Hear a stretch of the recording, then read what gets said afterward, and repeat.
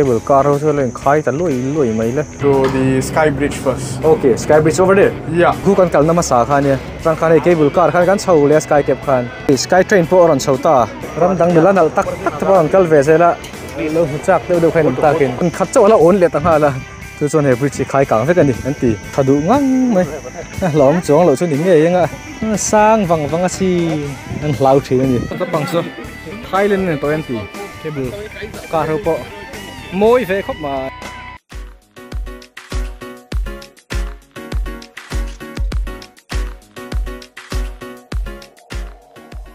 Mizokar Bazaar YouTube channel clear to te in Zavain je bai levek ule hei tun trum video achuan Langkoi Malaysia ami Sky Bridge Sky Cap le Sky Train te kan fanna ka mutir le don chewani cable car thui tak mangin tlang chi pan khodin te kan pan don ani a mu nom le view bai seila kan video te atop thlingin milo thir sak le theu don nia so cable car ho so len khai ta lui mai le so nga so kan khai wei ve don dio ma Langkawi Island pum pui te Malaysia te Thailand te kan clear phadon dio me te chuan mun chu kan ang sing ta tai hei wristband an tingi armband an ti don nge ni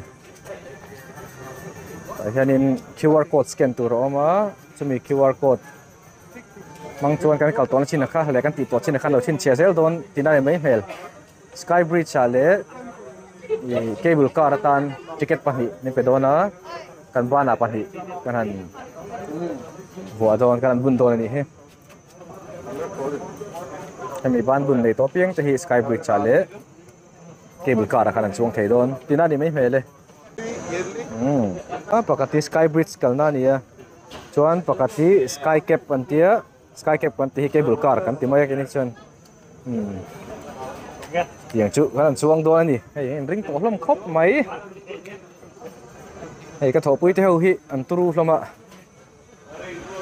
an mani stage thewa distributor lian tak tak te sung do na lian tak tak nei te han ne ve kan zawai mai hian te ho de hen hei huang khata kan om ve chu nia Bihar state ate tin Mumbai ate Karnataka ate Odisha ate le Kerala ate he chang chang Indian state chang south north eta north east thingin kan om ve ka so ho chu Indian state chang in thian tha deuh bon deuh kan in hi sum don lian tak tak an ram an state a car accessories le lo engkim mai khatiang ho thon chuak tu sem tu zuar tu ho an lia mi ho sapui an ni tu na ka then te he teng ho singa he ke te thlong India po notice apo kil khor ber Mizoram rin kan tel ve nia mak ve du ang ren khop mai hello hi ICE conference event management ho an ria he hi so hin trakhop mai 3D art hi oma hi kan package tel che lo ma se ke ma poisa seng pon ka lu du mai thei ni khalak na moi tak tak om don ka share YouTube khan ka lo en ve thok ka 3D art hi sahan tam ngang mai khu ma sente ni se moi le zol don sin male are video lo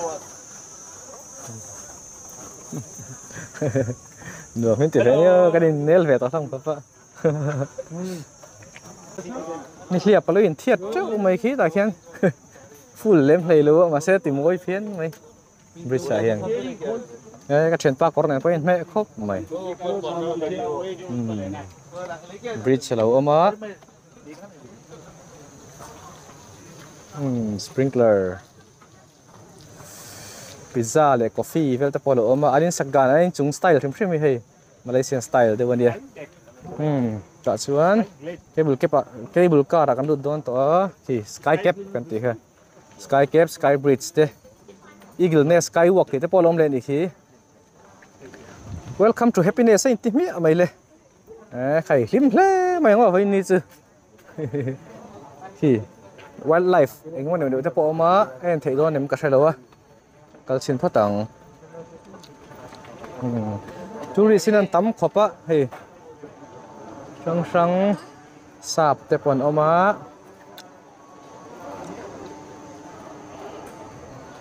shopping nga zar thei boka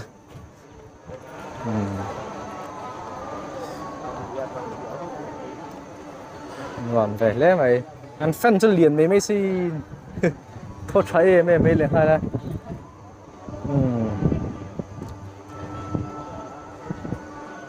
ê 6D thì thế không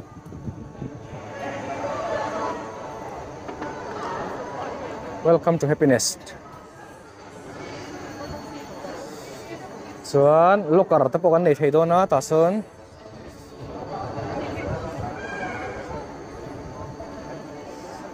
Six D Cinemotion cái này sao có đâu về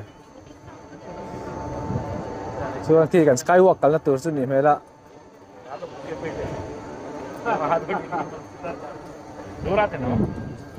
ram sang sang kan chikim khop mai vein zet chu Xuân Skywalk kan kal na tur sang sang chui QR code kan leiton sin kan ba la kan QR code khom ran to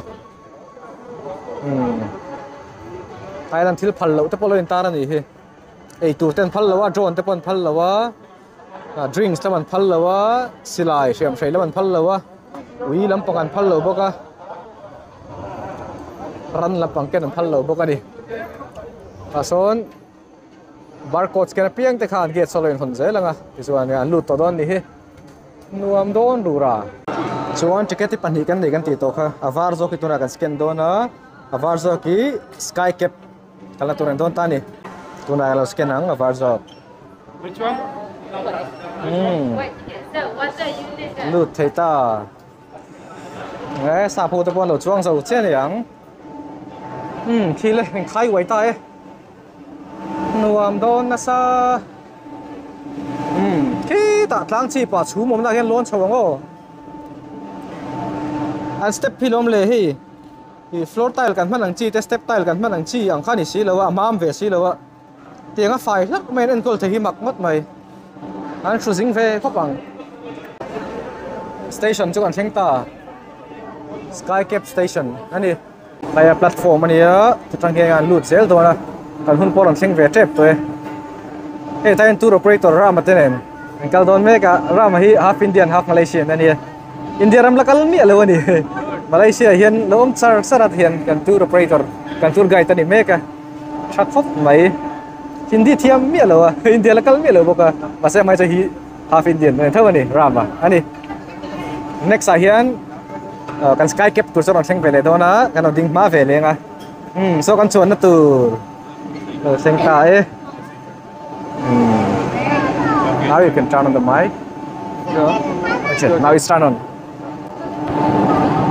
chuan ram hian hi cable car tang hian in sky cap tang hian in min thil fair vel do ni hoina kan hun man dan tur le hemi na view thei sang sang ate okay this will close automatically by itself.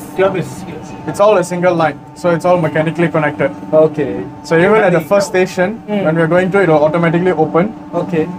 Then from there we can get out, go see some things. Then from there we go to the second station, which is the last station. All right.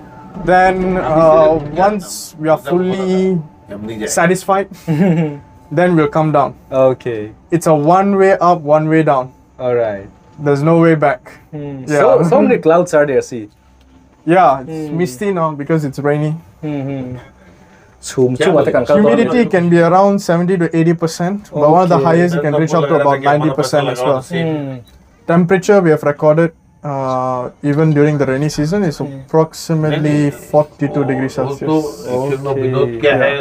Humidity is so high. Humidity is So very high. possibilities of the rain Very chances very high. high, no? Yeah, I mean it's because of the rain that the humidity is high. Okay. Yeah. Correct. We are affected. Our rain is affected because of the monsoon season. Yeah. The north, eastern, southwest, northeastern side. Monsoon is hitting this way. Okay. Typically. Forest is very good. Oh yeah. So we have the rainforest, and we also have the limestone forest at the top. Okay, limestone forest, yeah. Right. Let's see.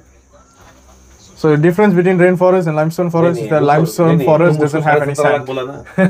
Yeah, it's plants that are growing through the rocks. Okay. Yeah. This is going to be my first time to see those type of forests.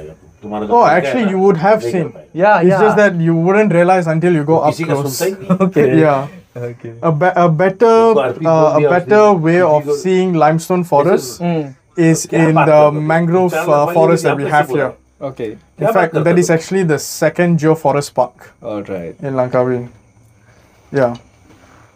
So we have one of three. Right now we are climbing up to one of the three. So this one is Machinchang Cambrian Geoforest Park. Okay. Machinchang named after the mountain. This Okay. Mount Machinchang. Okay. Cambrian because the rock formations are from the Cambrian period, about 550 million years old. Mm-hmm. The mangrove, that is called as the Kilim Karst Geoforest Park. Okay. So Kilim because the area of the name is Kilim, and there are a lot of karstic hills and islands by themselves. Okay. Now with karstic hills, of course, are the limestone forests on top. So that's the reason why you get Kilim Karst Geoforest Park. All right. It is known for the mangrove systems because the mangroves in Langkawi, approximately half of the whole world's species of mangroves are all found in one area. You have three different types of forests, all found in one area. Mangrove forest, rainforest, and limestone forest, all in one area. Okay. The amount of wildlife there is very diverse, especially the birds, the marine life as well, because almost 70 to 80% of all marine life, they actually reproduce in mangroves. That's why they are very important. So all of those being there in the same area, that's why it's also a geoforest park. And the third one is called the Dayang Bunting Marble Geoforest Park. Sorry. Okay. So that particular geoforest park, usually people go for the island hopping tour.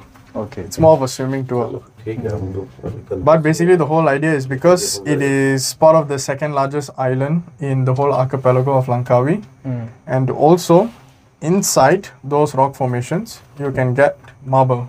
All right. Almost closer towards the Italian grade. So one of the highest grades of marble. You can mine from there. Okay. We used to have a mining factory, but because we got the geopark status from UNESCO, we're not allowed to continue. Right now the only factory that is still active in the island is the cement factory, because we have a lot of limestone around us. It's a very important ingredient for cement.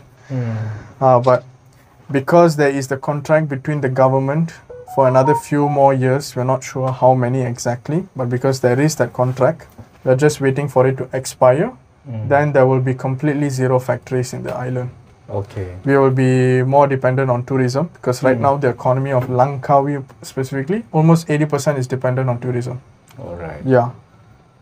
So of course during COVID, it was a ghost town, literally. Yeah. Almost zero. Yeah.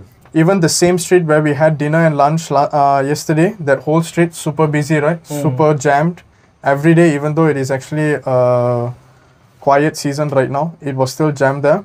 During COVID, not a single car, not a single person. You could lie down on the road for hours and nobody will pass by. Okay. Your only best friend is the police. Yeah, seriously. Same as other country. Yeah, same in many other countries. We But all here have it was- suffered from yeah. all those things. Yeah. But it was a good time during COVID because the dolphins started to come near the shore. Okay. Yeah. We have bottlenose. We even have the bride's whale that come around the area. Bride's whale is kind of looks like a humpback whale that is slightly smaller. Yeah, that is bride's whale. We have bottlenose dolphins. Yeah, all sorts of wild dolphins that we get close to depending on the month. About 2 months ago, I witnessed dolphins. Okay. Yeah, not far from your hotel. So all sorts of things we can explore over here. And this particular area, this Machinchang mountain, or this whole area, you could say, this whole coastal area, is called as Pantai Kok, particularly the beach. Pantai So the Kok, beach yes. that we said at the bottom there, that's called Pantai Kok. Okay. So Pantai means beach, Beach. but the word Kok. Now Kok is not C-O-C-K, it is K-O-K. Okay. Yeah. Understood. So why this name actually came by is because of the great hornbill. All right. Yeah. Because usually the great hornbills in Langkawi are found in this area and also in the tallest mountain of Langkawi, which is called Gunung Raya. Only in these two areas you can find the great hornbill. They are usually found in the top layer or the top zone of the forest. So usually their sounds are like quack, quack. So that's the reason why the name cock came by. Of course, you got other hornbills found in Langkawi, but those ones are slightly irritating. Now it's very misty already. We are about to reach the top. Here you get to enjoy the nature. Okay. While going up and down. Let can take chau le ta. Souvenir tan se tha te lak thei don so te lai san. First station. Okay. Okay, let's go, sir. Thì anh chua thì tiếng bốc khi này lẽ ta thì phải har chi thấu mà sẽ phải thấy em mày ạ. Cho anh trang chi bả chú mồm nó chung hàng lon cho á. Cho mình hiểu cho anh thì Sky Bridge à, thế càng cắt lệ đòn như thế. So this is the first station. Usually we have this viewing deck here. Some parts are being developed as we speak. But right now is still going on, no? But right now the main attraction for the first station is the eagle's nest. Now we can't really see it, but I think I'm pointing there correctly. Yes. I think it's not here. I think the other side here. There is a glass bridge, right? Yeah, it's a 360 glass bridge. Amazing. You can walk on. Okay. Right now, if I'm not mistaken, for foreigners, adults, it is per ticket is 50 ringgit. Okay. Yeah, it's an upgrade. We don't have that in our current package. So Alright. for those who want to go, they can go. Yes, you can purchase the ticket over there, right? So that is one of the attractions over here. This is just the first station. Okay. Now the main reason why I actually called everyone over here, it's not because of the viewing, but if they want to go for this, they can. Mainly it's because so that I can gather everyone here. Alright. Because just now people were breaking up. Like a meeting point, no? Yeah, a meeting point. Okay. Because later when we go up to the Sky Bridge, everyone needs to be together. Okay. Yeah. If not, you'll go to different places and then everyone gets confused. Yeah, So yeah. that's why. Okay. Kan van đuổi này em chú mà lâu ôm thắt mày mu hin ngay bây mồ khóc mày lăng cao gì chúng trang bỏ mu trang trang này thì cần xét tộc ha. Eagle Nest Skywalk kan tia Eagle Nest ni chuan in mui na abu tlang chi pa op thi na mo lung kara te tlang sang tak tak ka mui na bu a chep thi nang mai khan de hian mui na ven na hnoya ti chuan in glass tu ka khan om ti na ni ta somi tang chon Thailand te po mu thei an ti India radio te po man thei an ti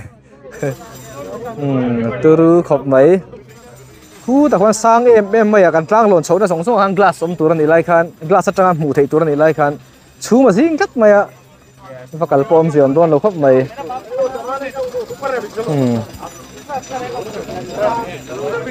hei kan thian ta bon nuam man tin a sa ni sai te view nuam lu tuk tur ni a khu ta view nuam lu tuk tur ni lain tlang ha kan lon chho char char kha ni chu ma jing kat mai ang ma mu thei ta chuang silo ka ui hle mai so cable car sky cap in khai chho na kha ni a so khu ta kan lon chho wang a chi na ka chuan in khu tra kan thlir ka chuan tlang chi pa khi ta sang lu tuka khan chhum kha jing kha ni chhum jing chunga kan chho ta te an khu aba ko chhum ve kan ni to khu kan om nei sang hle ni ti kha a hriat ngal mai a mi sang tu ka tang khan an thlir vel tur kan ni line khovel kha pu yom hle mai ai zo la po hen skywalk kan nei ve a pi hang lu len tlang a khan cái tai skywalk này hian thau mel khop maya vakal chin ka cha ke lu nen khuwa that chuan karon kal thei tura po ngai tiang tuna sa chuan in tuna ka tin na ne he ang reng dona ta changa hemi kan view ang thau hian chhum ba kan hudon lo kha wang khan vakal khiom ziom lo mai thei ni po ni se kan kal thei tak le karon kal thau tura ngai yang tuna karom na hi sea level atangin so fit sang ni za som ni pathum asanga tlang chi ba kan me ka ni ti chuan Eagle Nest view chu kan lo kal san don ta chan chu chu ma jing a sere tuka hemi cable car mang bok khian khi da gen station danga kan chho le don ni khi mi tlang chi ba heng lon chho don cable car thau mangem so a then chun kal mek to so lon chho le don ni tai kan cable kan sky cap kan hak mek a ka then te ne gan chuang chho le nga khi ta gen nge om chia kan en don ni he lut le phot mang Ami tapo kan huleta Shahrukh Khan ang teme ne la he Okay, so right now we are heading to the topmost part of Mount Machinchang, the top station, the second station. So there's two places that we'll be visiting. The first one we'll be going to is not to the top viewing deck, Okay. but instead we'll be going to the Sky Bridge first. Okay, Sky Bridge over there. Yeah. See. All right. So if you notice the Sky Bridge, and you only see one particular structure, Okay. it's actually holding it. Okay. Only Yeah. one structure. Yeah, only one structure is holding the whole thing. Of course, it is How connected safe to is that twins. then? Very safe. Okay. Okay. But here's the thing: when the wind hits, cable car is not the first thing that shuts down. Okay. The bridges. All right. Yeah. And in fact, when people are walking, you can feel the slight shakiness. Okay. If there's slight wind, you can feel it moving. Very dangerous. It feels very dangerous, but it's not. Okay. And it's a curved bridge. All So about approximately 120 something meters in full length. Okay. And most Indians, particularly South Indians, might know that particular bridge from the movie Billa. Yeah. South Indian movie. That one. Yeah, Okay. Billa. Yeah. So the scene where he jumps with a rope out of the bridge and he goes down. That's the particular scene that was shot here. Okay. Yeah. But it was like Goa. Goa That was movie. mostly around the beach. Yeah, Okay. around the particular beach that we had our lunch and dinner at, All right. that whole street. Yeah, that is where Goa was shot. Yeah. Pretend like that is Goa. Goa. Okay. Yeah. So in our ticket, we only have the Sky Bridge ticket. We do not have the Sky Glide. So we'll essentially have to do a jungle trekking to go to the Sky Bridge. Okay. It'll be about 300 somewhat steps. Yeah. Going down is not the problem, coming up is the problem because it's steep. Okay. Yeah. Singlet. That's it. Hey. Then the second place, we will go to the topmost deck, Okay. which is approximately 706, 708 meters above sea level. sea level, okay. Yeah. Cái này singlet ta. Cái tay cái chuyển tên mấy lòng hạc để đó. Sky Bridge chung kan kal le to don di. Ticket pani na. Kal scan le the to don di. Tiyan than lak saka an thala khau hi an share ha zel thei ba ka souvenir tan print in an pe chok thei ni he sa pho chung ko poron chho ve le chia than lak sak le che ni kha. Tuna scan le nga. Le kal le thei ta. Kan QR code kan mang zo ta tuna chuan. Sky Bridge chung kalanga sudel del thei don en ti mai den khop mai. Khu kan kal na ma sa kha ne tlang chip kha kumi eagle nest vel om na kha ti chuan ta tang kha nei cable car kha kan chho le sky cap khan chuan tlang tanga kan kal le a chu bi tlang atang chuan hei inge ni kan ti le don ni khu sky train an ti chu ni khu train khu hei tlang han lon chho don an chho rem ma chho na tu thi he ta ron lon chho thei don ni hi ta khian ki station om le an han siam tiam tlang cheng chele tu ka po de hen activities sang sang om the tu ran lo siam se la ni he sky train po ron chho ta ate si a chak phian mai machine ko te zat ko phur chowa a chho na yo chho veng veng ani yo ni te station la kan lu chho don ya sky train chuang về để thấy là vắt về một lề khi chuan về lề tum đằng hậu sạp nó la tiếng nghe phát sạp nó la hậu nghe đi lồng hoa khắp bốc anh về lề chuan cái này tìm hậuกันchụp thật rất là ngã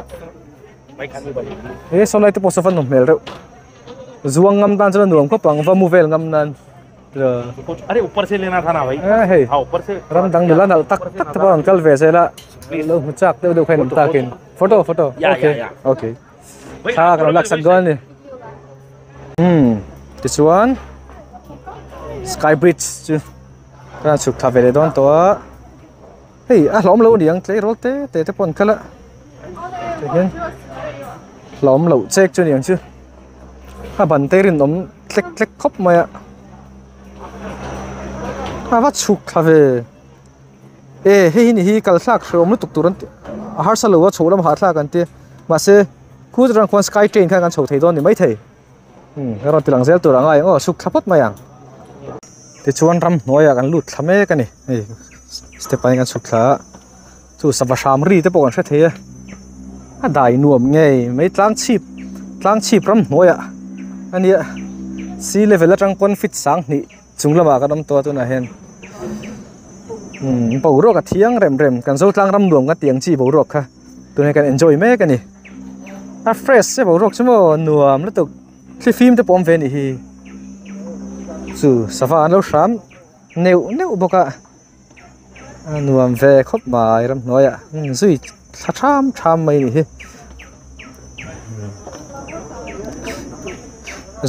zong te po tam takan ma se zong te po hi cho pek lo tu ram noya cho kan nga tok lu tu kan tia chuan chuan zong cho pek ten phal lo wa ki sky cap po kha kan chung zon hi lo chowa tlang an lu an kal chonga ta tang chon ke na ron su khlave le don ni ta hen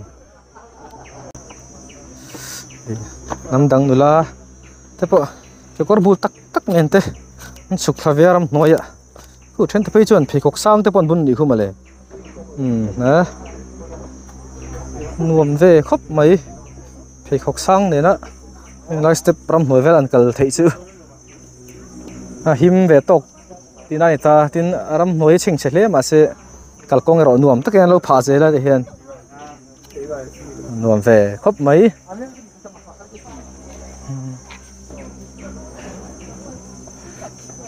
vai te po hin dai khopa lo om ve je la kan nung en sap lian tok mai rong kal boka pasang pui mai a bo ro khen nom zia chu a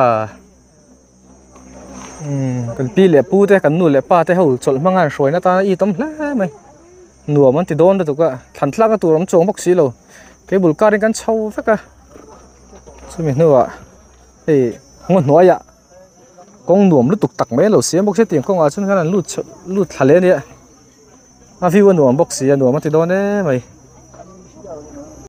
te chuan kan chuk ze la a mun kan thleng don ta ei lon chho lenga heng lai step a hian te chuan khi mi chunga hian sky bridge train do phei to don ani thleng trep to e ten view na mun vel lo thenga he kal zo to ho sky train a kal let tur ho khan niang te chuan kan kal zo sky train a so kan chuang chho vele don em ka hrelowa na kan train te pon so than lo lana sa mai ei sap nu pa te pon oma khi lai khi na chi na kan an view na kha ni khi mi tlang chip rang khian he mi chunga kha sky bridge ka kan clear ve kan pu biga support chau to khop mai you enjoy yeah okay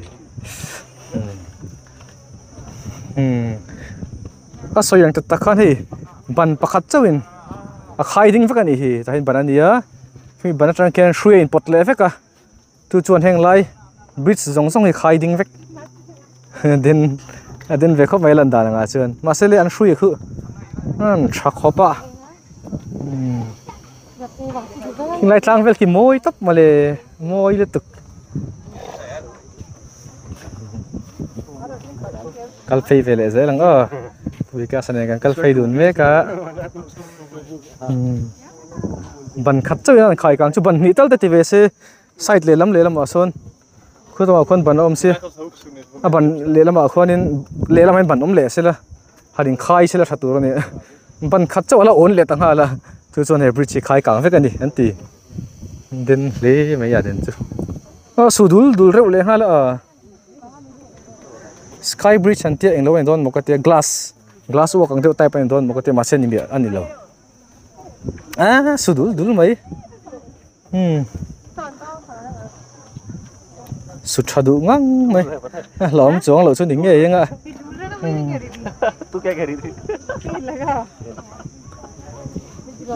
kai movie vela kan mu thin nang ho kha ani pui ta kan e kham hian tilang sinange rap thla ka si zo so tama son tui pui alo lang le boka tui pui lo hual le boka sky bridge chu hi ni hi Indian movie te pon lo shoot to thina heng lai hian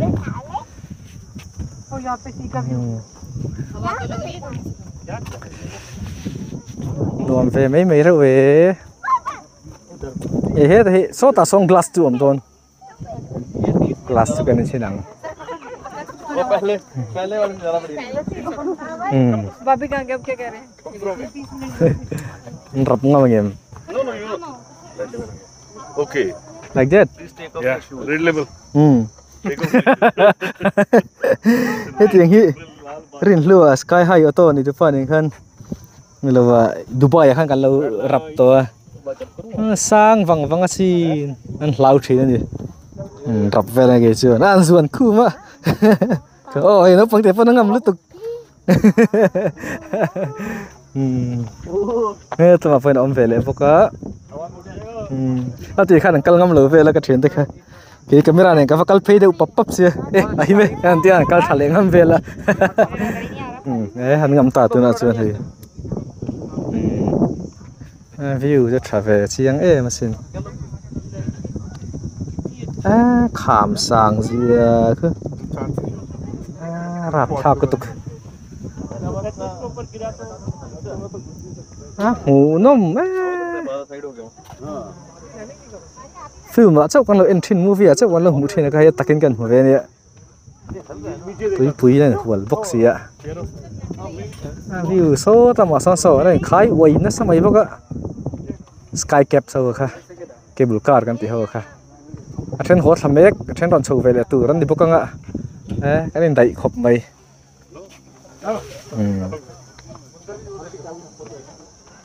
nó top so vắt thang về lo xin tiền ai sao mà đi xe này cái tụi mấy cái anh đi em tek này tụi pa về ra đi này tụi sắc cái em bốc Mizoram mà nghe po mi ron tlot ton đi kha xe về tất mấy này Mizoram mà hiện mặc về khóc mày lại cho ni lim đeo ta ni min kha roka sur chep chepa kho khan nu ma hi vain po chum te zinga ni sa over lawa lem chon anuam ve deuh leka zong hian camera min chu sakang ti hlom khop mai te zong ka mobile min chu sak deng ti ka hlawa tiang zong howi an nge yom ve du reu mai sabang sanin lak lo kha nai vak lo ka thazok mai the ni san chu Instagram vela ken to mi thil ken lai han chu sak te khan ching thine camera min chu sak dei selang sen poi don le to ka ma sen fel ve re mai so anom thadu khop mai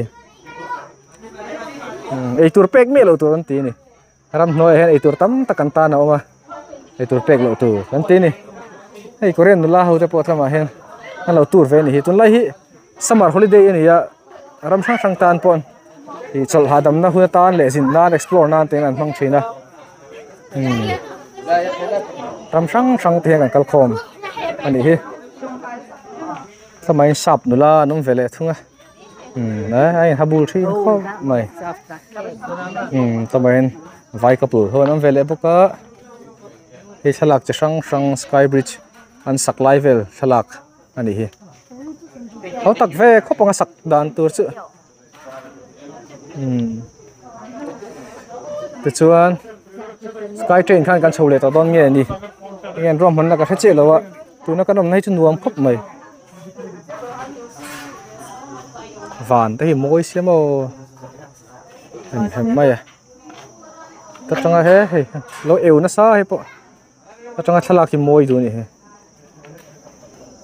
thalak lom chi ke ni ve si lo ka thlai kala ve ngai si lo te hian intan video ko record charanga hunai no shir veng mai do ne ha dam dewin ti chuan so ta pangso Thailand ne 20 so sami lui pi lamram so Thailand ne 20 in hai khop mai Thailand ania chon he min hung lama son he lam sai ti Singapore ni le ta dona so ta ma son patrolling te pon Thailand police so te pon kal thine anti ni chu in hai khop mai ti chuan kan olet le don ta so cable car ho po moi ve khop mai moi ve tak chu ni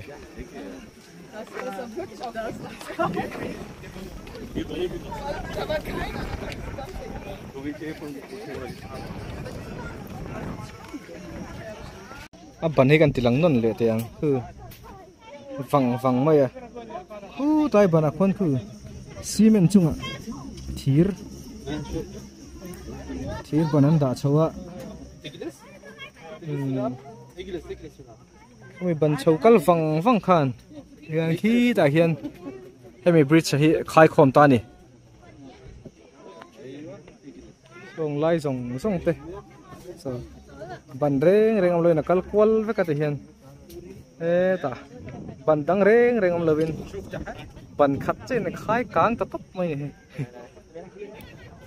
su dul mai vok sia bridge hi nuam box lom box ni savut lo kan van ni lo ta ke savut thut ang ka eng ma kan tor lo ma le ma second van doi ve na thung ro chu hi tlaya glass bridge kha mupui lim omna bridge kan va lon thei talo ro chu poi khop mai ma selan dan tu chu hetiang thui ni maya bridge khan da thlang an da nga da thlang noi song khating khon kan mu thei don ti na khan ni maya kal pung chu nang reng thowe poi ti lo mayang ti chuan sky bridge chu kan lo zo vele don ta mi kan lu tran mun khan ya ta tang hian an zei ve ne mem chu ne china step kan chuk thak na kha i forest kan lu thak na kha chuk thala mani wang khan ol sam me ma kal khan nuam ani ma se choulam kha ha thla go ne mem thung ta chumi choulam kal tur chuanin bridge a i sky train kan tia kha so ta son om vele so man choi chole ngai ta ni sum sky train a son ki ta lon so ve to khian ki ta ran ken ke in ha thak sa min chuk thak tir he ta min hel tira hu ran khon ka ron lon chho kha ni chuan angai kal le tur chuan khu ta chuk thak le he ta kal kol le chuan hu ta step a chowa ki ta kal chowa cable car station ran ken ho thak tur kha ni ta tu ta chuan so ticket le thein sky train khan lo da le ke wa chho pe to lo tan chuan sky train khan paisa choi na chho le the an idea ka thang reng khop mai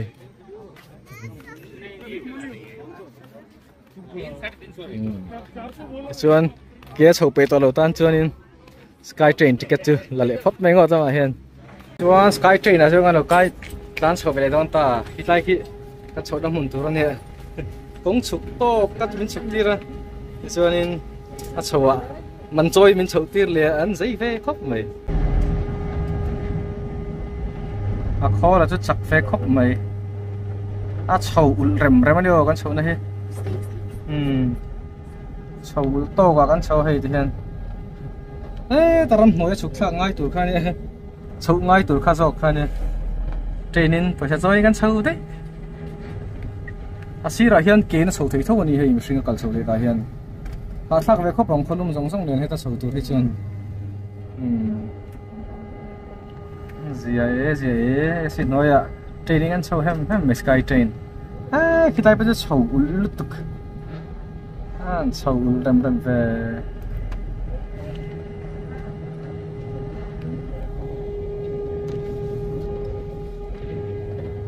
thang chho trep toi kitai kan thlan chho khian sky cap mang khan cable car mang khan kan ho thale to don ani hmel an chho rem tung trep lo ma le kan chho na he a che thu tang rang toi nan chuk thlang ti hlom khop mai hello nung zo han to sa sang ti hlom khop mai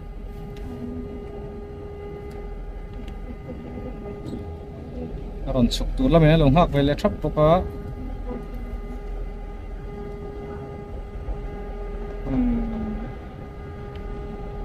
về khóc mài income generate lan thiam là sinh về để đấy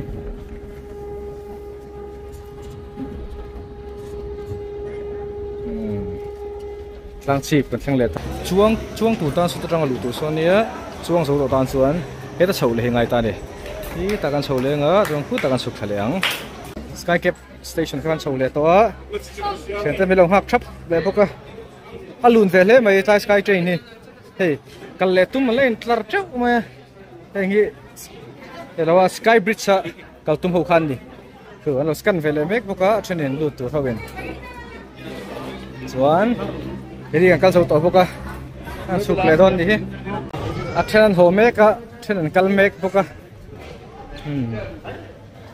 chuan ho tur lam counter a hen en line ve leila khan la ka piang ka ta so nen check ne zel thea kan thala ka du zer print thea a lei thei bok ani chuan hei kan sky cap tur por an thleng hai vele don to kan chuang thale don ni a then non fur chho mola an chuk tha khamia che khan then akal lam tur an lo in line vele min fur tha vele hal don ni he arang khop mai panorama langkoi panorama view 360 view in langkoi chuk lam zoi kan le the don ni ma khan chho lam kan thir fang a tura chuan chuk lam zong a thir vele to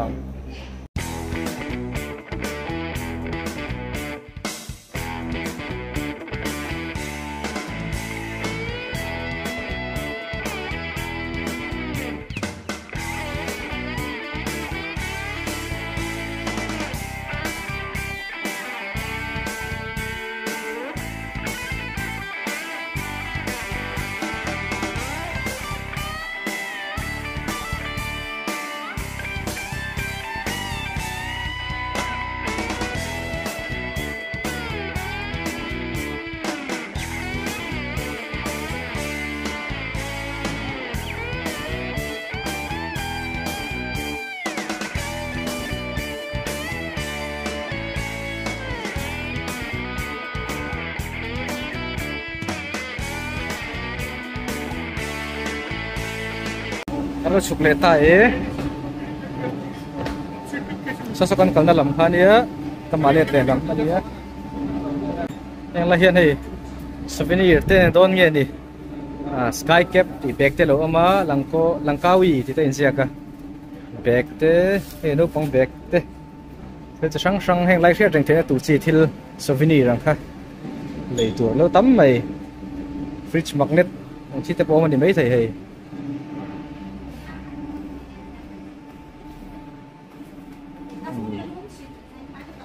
kan lei chi vi omong chom vak lawin ka shea chu khale phat mayang dai nuam ngei ma heng lai vel chu langkawi cap and t-shirts hey sky cap lem te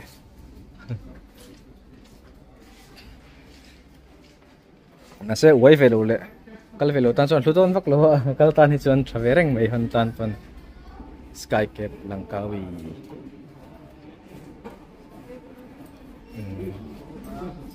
luk phum te ngal dak dak kan chuan nang chi kha ni ya mu langkawi mu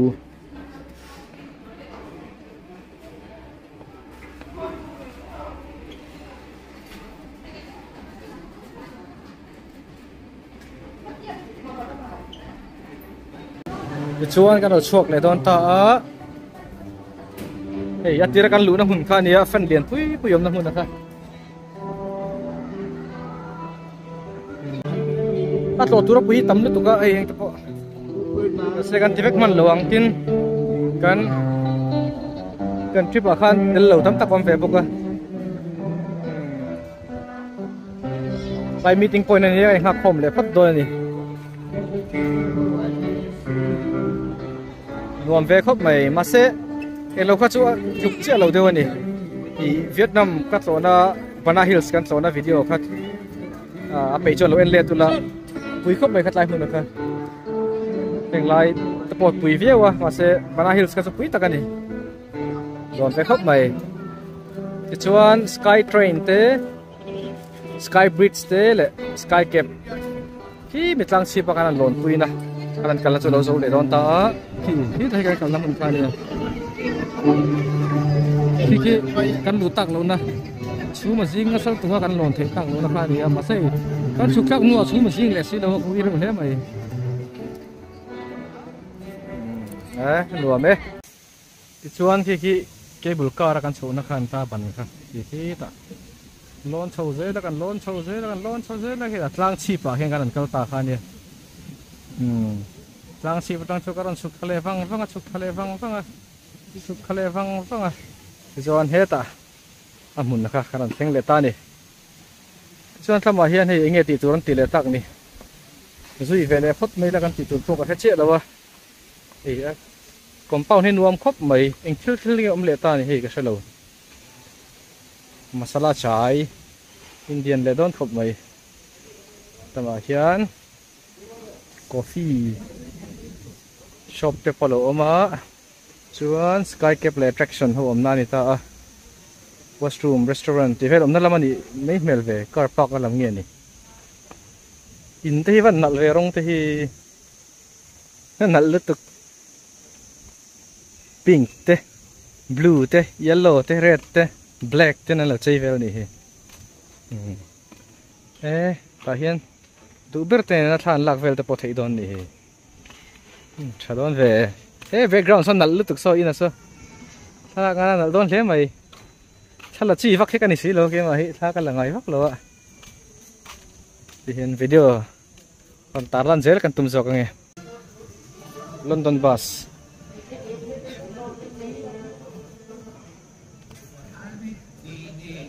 chong London khera mang chi ho ka ni vel so te po so anuam don reu lutuk so thian hoin Bumpy Ride san temo te nge ming ka che lo anuam kho bang kong ching che tok tok a so ta san vatlan vel don ni grupin attention pura so anuam vero kho bang te so ka te man ve don ta lo ni ta mai thian theu kal phei le phota zui ve le phot mai lo chuan ti chuan hei kan motor kon mi long hak le to a ta hian Mtech khi zong dum man he lo mak ve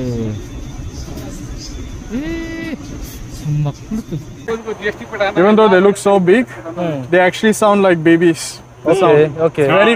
Very. Let them speak then. Oh. Oh no, it's among each other. Usually they'll run away. Okay. Yeah, they won't even put a sound.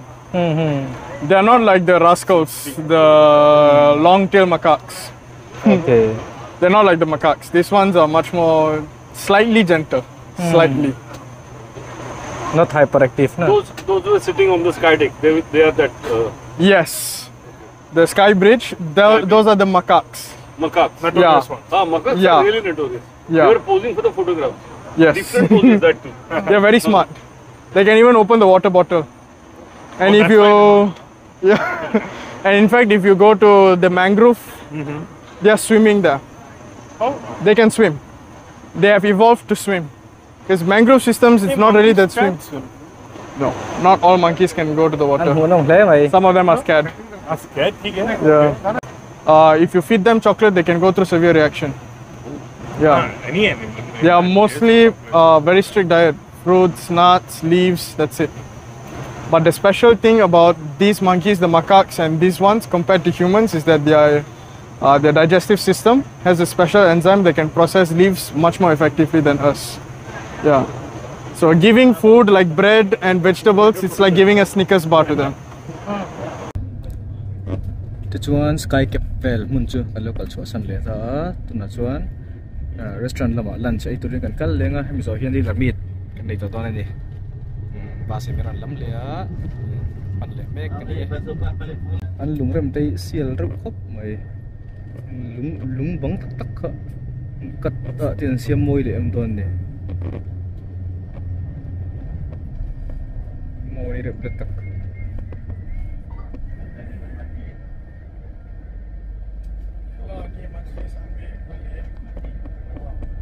ramai moi sim munam top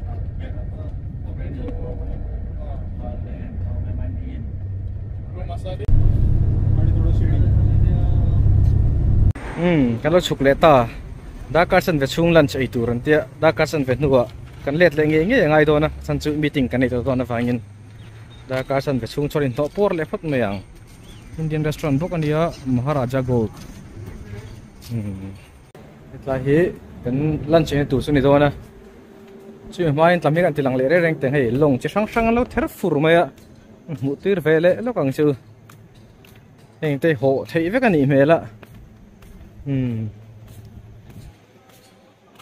khai weekend vela pakachon hayara so ta clear car fal to ka khoi mo va len vel cha kam phop mai thian za hoin so sa kan fakala tui pui la ya te ava inti thoven theianga thiền hậu tế in lồng bạc hạt hay ara vì cáiนั้นมันเวลาก็ไม่เลี้ยไหมลงจะช่างเทอร์ฟูไม่เสียส่งไล่ลงแต่ส่วนนั้นลุตุนวมตนนั่นลงวันนี้ให้เขาเฮ้ยนวมครบอ่างร้านปุ้ยปุ้ยเล่แบบครบไหมก็ช่างน้ำปังหินอวดครบไหมอะไอเด็กเร่งไหมอะไอเล่พดไหมอ๋อร้านจนได้นวมไม่ครบอะไอช่วงก็จะช่างทั้งที่พอดันเอาอีเวนต์นี้นวมโดนตุกเฮ้ยทำให้ไอตัวจะช่างเราไม่เลี้ยcái này tụi tôi huy anh lẽ lắm còn